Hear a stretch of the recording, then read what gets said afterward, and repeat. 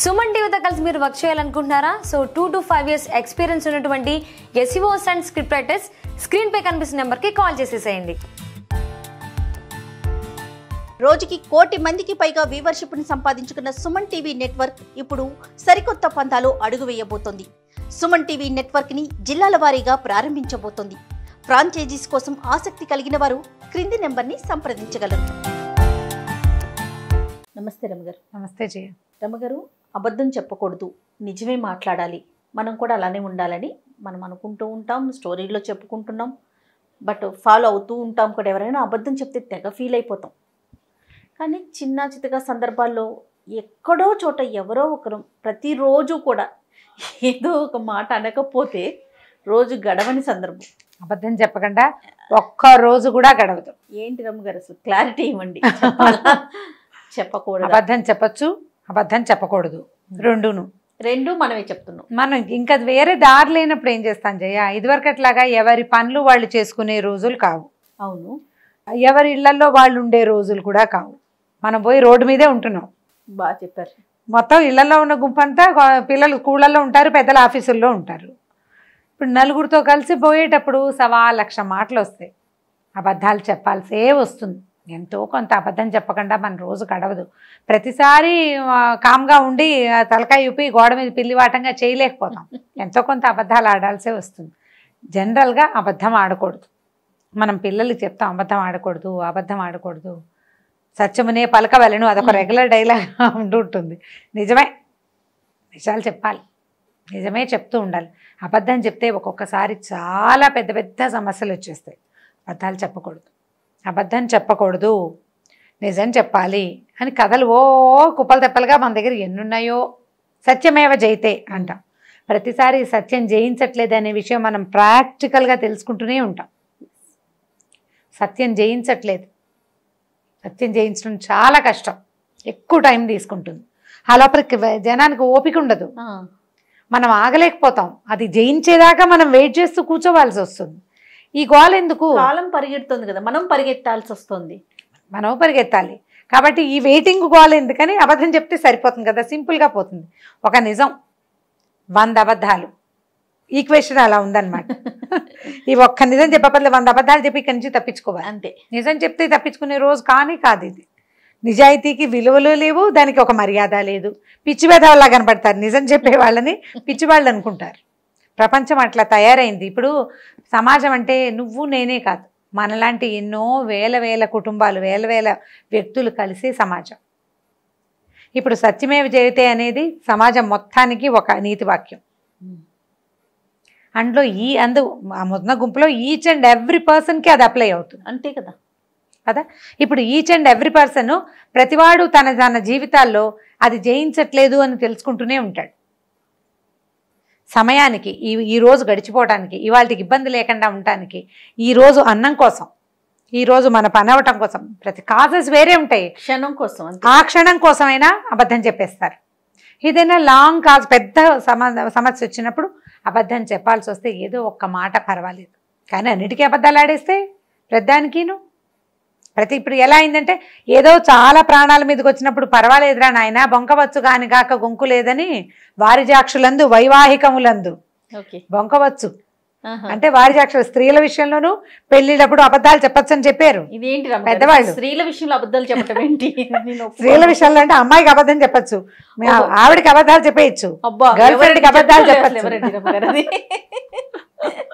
దొంగ మొహాలు వాళ్ళంత మంది ఉన్నారు, భారతంలోనే చెప్పారు. వారిజాక్షులందు వైవాహికాలందు అబద్ధాలు చెప్పచ్చు. స్త్రీలకు అబద్ధం చెప్పేసేయచ్చు. ఆవిడ ఏదో తెమ్మంటుందో, ఇదే పెద్ద అబద్ధం ఏమిటి, ఏదో తెమ్మంటుంది, ఈయన తేలేదు, ఆ కొట్టు మూసేసిందని చెప్పేయచ్చు. ఓహో, అలా నమ్మించవచ్చు, అంతేగాని పెద్ద పెద్ద అబద్ధాలు చెప్పమని కాదు. అదే స్త్రీలకు అబద్ధాలు చెప్పొచ్చు అనగానే మన కెమెరామెన్లు ఉత్సాహంగా ఉన్నారు అనమాట. ఇప్పుడు నా పేరే చెప్తారు, రామా మేడం చెప్పారు అని నా పేరు చెప్పడానికి రెడీ అయిపోతున్నారు. అదే రైట్. సో ఈ అబద్ధాలు చెప్పచ్చు అనేది ఒక పాయింట్ ఉంది. అత్యవసర పరిస్థితుల్లో అబద్ధం ఆడచ్చు. అమావాస్యకి పుణ్యానికి అబద్ధం ఆడచ్చు, అన్నిటికీ అబద్ధాలు ఆడకూడదు. అబద్ధం ఆడడం మీద ఒక కథ చెప్దాం. చెప్పండి, మంచి ఇంట్రెస్టింగ్గా ఉంటుంది. ఒక ఊళ్ళో గోపాలుడు అని ఒక కుర్రాడు ఉన్నాడు. వాడు మంచి పనిమంతుడు, బ్రహ్మాండమైన పని. వాడికి ఏ పనులు పెడితే ఆ పనిలో చేసేస్తాడు వాడు అన్ని పనులు. దాంతో వాళ్ళ నాన్న ఏం చేశాడంటే వాడిని తీసుకెళ్ళి ఆ ఊరి శెట్టి గారి దగ్గరికి వెళ్ళాడు. మా వాడు బ్రహ్మాండ నాయకుడు అండి, వీడికి రాని పని లేదు, గొడ్డు గోద వ్యవసాయం పొలం పుట్ర సమస్తమైన పనులు వీడికి చాలా బాగా వచ్చండి. ఎంత బాగా వచ్చో అంటే వీడు మంచివాడా బుద్ధిమంతుడు అంటే వీడికి తాగుడు అలవాటు లేదు, పిచ్చి తిరుగులు తిరగడండి, బంగారు కొండ. కాకపోతే వీడు ఏడాదికి ఒకసారి అబద్ధం ఆడతాడండి, వీడి దగ్గర అదొక్కటే సమస్య ఉంది. ఆ ఒక్కదాన్ని సహించారా మీరు, భరించారా? ఇక బ్రహ్మాండ నాయకుడే వీడు.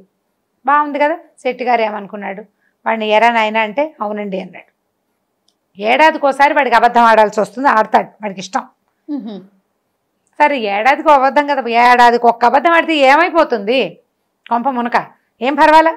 రోజు అబద్ధాలు ఆడేవాళ్ళని బోడు మందిని చూస్తాం వ్యాపారంలో, ఒక్క అబద్ధం ఆడితే ఏమవుతుంది అని చెప్పి వాడిని పెట్టుకున్నారు.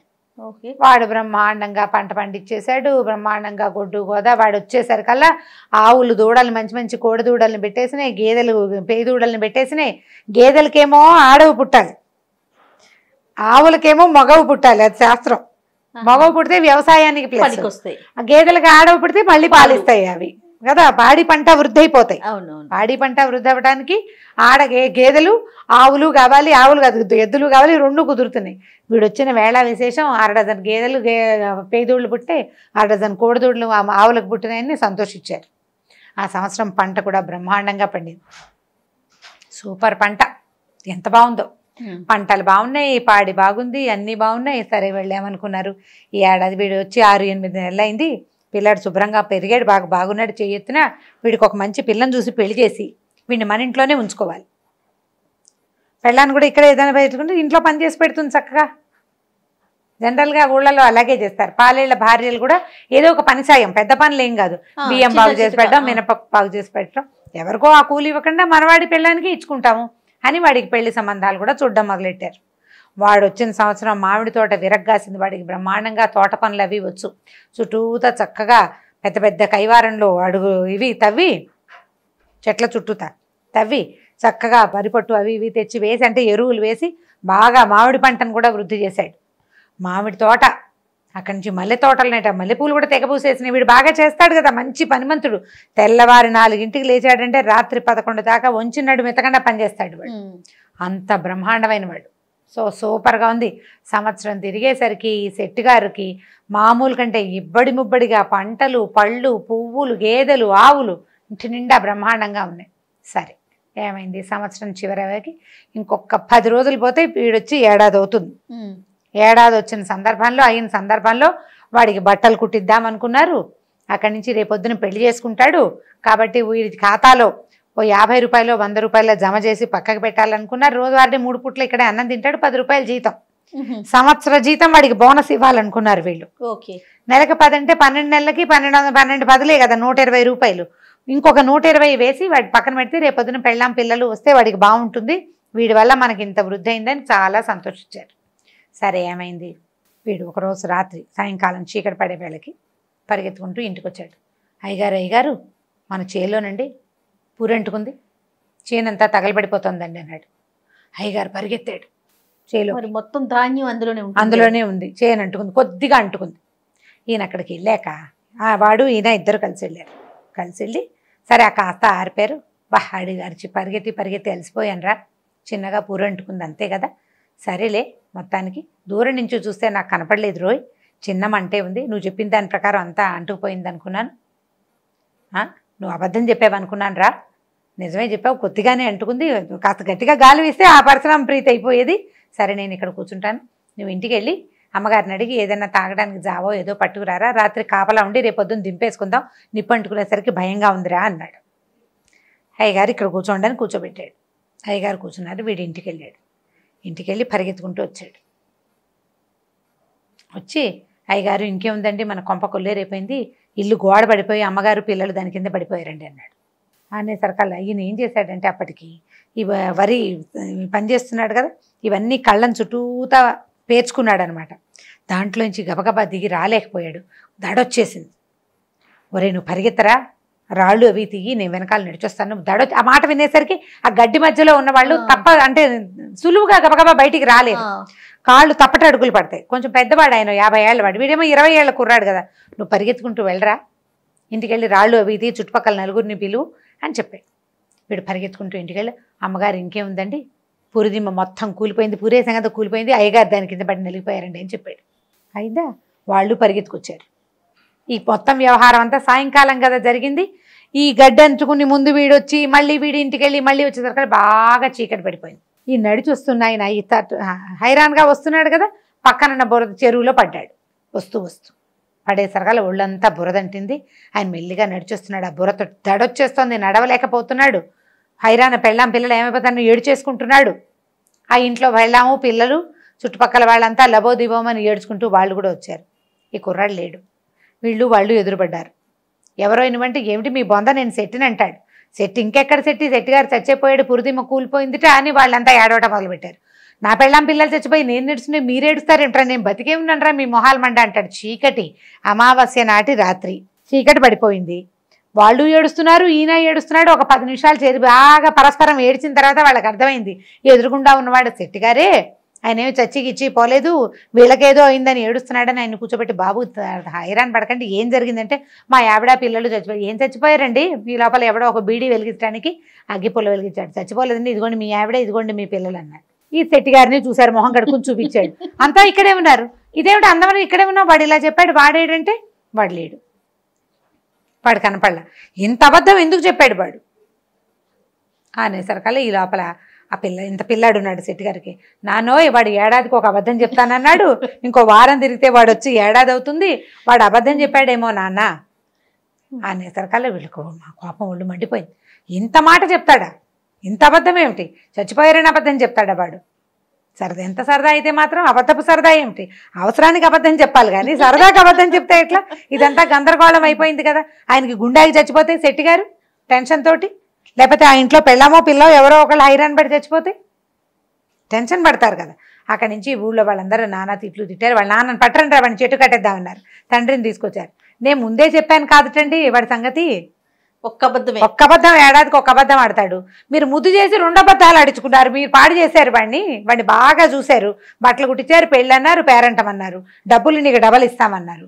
అంత ముద్దు ఎక్కువయ్యేసరికి వాడు 2వ అబద్ధం కూడా ఆడాడు. మీరు చచ్చిపోయారని ఆవిడ చెప్పాడు, ఆవిడ పిల్లలు చచ్చిపోయారని మీకు చెప్పాడు. మీ వల్ల మా వాడు 2 అబద్ధాలు ఆడాడండి, నేను దాకా ఒక్క అబద్ధమే ఆడాడు. శభాష్, మీరే చెడగొట్టారు. వాడిని పనివాడిలో చూస్తుంటే బ్రహ్మాండంగా ఉండేవాడు, ఒక్క అబద్ధంతో సరిపెట్టేవాడు. ఇప్పుడు మీ వల్ల కదా మా వాడు 2 అబద్ధాలు ఆడాడు, కాబట్టి మీరే నాకు డబ్బులు ఇవ్వాలన్నాడు వాళ్ళ నాన్న. ఊళ్ళో వాళ్ళంతా వాడిని చెడతిట్టారు. ఇదేం అబద్ధం నీ బొందా, వాడు ఏంటంటే వాడు ఇక్కడెక్కడున్నాడు, లేచక్క బయట గొడవ అంతా బయటకు వస్తే తను తిడతారని. అక్కడి నుంచి మర్నాడు వాడిని వెతికి పట్టుకుని ఈ శెట్టిగారు పట్టుకున్నారు. మరి ఇంత డబ్బులు గలవాడు కదా అయినా 4 మనుషులు పంపించి, ఎరా ఇంత అబద్ధం ఆడతావా, ఇట్లాంటి అబద్ధం కాదు ఆడాల్సింది. అబద్ధం ఎప్పుడు ఆడాలి? అత్యవసరమైనప్పుడు, ప్రాణాపాయ స్థితి వచ్చినప్పుడు, నువ్వు తప్పుకునేందుకు ఏ ఆసరా లేనప్పుడు అబద్ధం ఆడి తప్పుకోవచ్చు. అంతేగాని సరదాకి అబద్ధం ఆడకూడదు, అన్నిటికీ అబద్ధం ఆడకూడదు. నీ సరదా శెట్టిగారి ప్రాణం పోతే అని అందరూ కేకలేశారు. వాడి డబ్బులు వాడి చేతులు పెట్టి, నువ్వు మళ్ళీ మా ఊరు ఛాయలకి రావద్దు, ఊళ్ళో ఎవరింట్లో పెట్టుకున్నా వీడు ఈ పనే చేస్తాడు, వాడికి ఎక్సైట్మెంట్ వస్తుంది అనమాట. అంతకుముందు వాడు చిన్నప్పుడు ఎక్కువ అబద్ధాలు చెప్తుంటే వాళ్ళ నాన్న వాడికి ఏడాదికి ఒకసారి అని కట్టడి చేశాడు, సంవత్సరానికి ఒకసారి ఫిక్స్ అయింది, పీక్ లో ఉన్నాడు అనమాట వాడు. కాబట్టి ఈ పీక్స్ లో అబద్ధాలు ఆడకూడదని వాడిని సరి చేసి పెట్టి పంపించారు. సో ఈ కథ కంచికి మనం ఇంటికి పిల్లలకి మనం ఏం చెప్పాలి, అబద్ధాలు ఆడకూడదనే చెప్తూ ఉండాలి. అబద్ధం ఆడచ్చు అప్పుడప్పుడు అని మాత్రం పిల్లలకి అనిపించకూడదు. మనం అబద్ధం ఆడి వాళ్ళకి దొరికామనుకోండి, ఈ పరిస్థితిలో ఇట్లా చెప్పాల్సి వచ్చిందిరా అని వాడికి పరిస్థితి అర్థమయ్యేటట్టు చెప్పాలి కానీ ఇలాంటి పరిస్థితుల్లో అబద్ధం ఆడచ్చు అని స్టేట్మెంట్లు మాత్రం ఇవ్వకూడదు. అవును, వాడు కూడా స్టేట్మెంట్ ఇవ్వకుండా అత్యవసరమైనప్పుడు అబద్ధం ఆడుకుంటాడు. అబద్ధం ఆడితే పిల్లాన్ని సహించద్దు. అండ్ రెండోది, తల్లులు కానీ తండ్రులు కానీ అబద్ధాలు ఆడి పిల్లలకి దొరకకూడదమ్మా, దొరకకూడదు. దొరికితే సులువైపోతాం, మనం పిల్లలకి చులకనైపోతాం. దొరకద్దు, దొరకకుండా ఉండడానికి ట్రై చేయండి. దొరికితే వాడికి అర్థమయ్యేలాగా చెప్పండి, బట్ స్టేట్మెంట్స్ ఇవ్వకూడదు. ఇలాంటప్పుడు అబద్ధాలు చెప్పేచ్చిరా అని చెప్పద్దు. అబద్ధం ఆడకూడదు అన్న దాన్ని మెయింటైన్ చేస్తూ ఉంటే కనీసం కొంత రూల్స్ ఏర్పడి ఉంటాయి. వాళ్ళు పెరిగి పెద్ద అయ్యాక ఎప్పుడు అబద్ధం చెప్పాలి, ఎప్పుడు చెప్పకూడదనే విజ్ఞత వాళ్ళకి తెలుస్తుంది. పెద్ద అయ్యేదాకా కనీసం జాగ్రత్త పడండి పిల్లలు. రైట్, చాలా బాగుందండి, స్టోరీ బాగుంది, నీతి బాగుంది. రైట్ రమ్మ గారు, ఇంకొక స్టోరీతో మళ్ళీ కలుద్దాం. తప్పకుండా జయ. ఇక ఈ వీడియో కనుక మీకు నచ్చినట్లయితే లైక్ చేయండి, షేర్ చేయండి. మరిన్ని వీడియోస్ కోసం మా ఛానల్ని సబ్స్క్రైబ్ చేసుకోండి. రోజుకి 1 కోటి మందికి పైగా వ్యూవర్షిప్ను సంపాదించుకున్న సుమన్ టీవీ నెట్వర్క్ ఇప్పుడు సరికొత్త పంతాలో అడుగు వేయబోతోంది. సుమన్ టీవీ నెట్వర్క్ని జిల్లాల వారీగా ప్రారంభించబోతోంది. ఫ్రాంచైజీస్ కోసం ఆసక్తి కలిగిన వారు క్రింది నెంబర్ని సంప్రదించగలరు.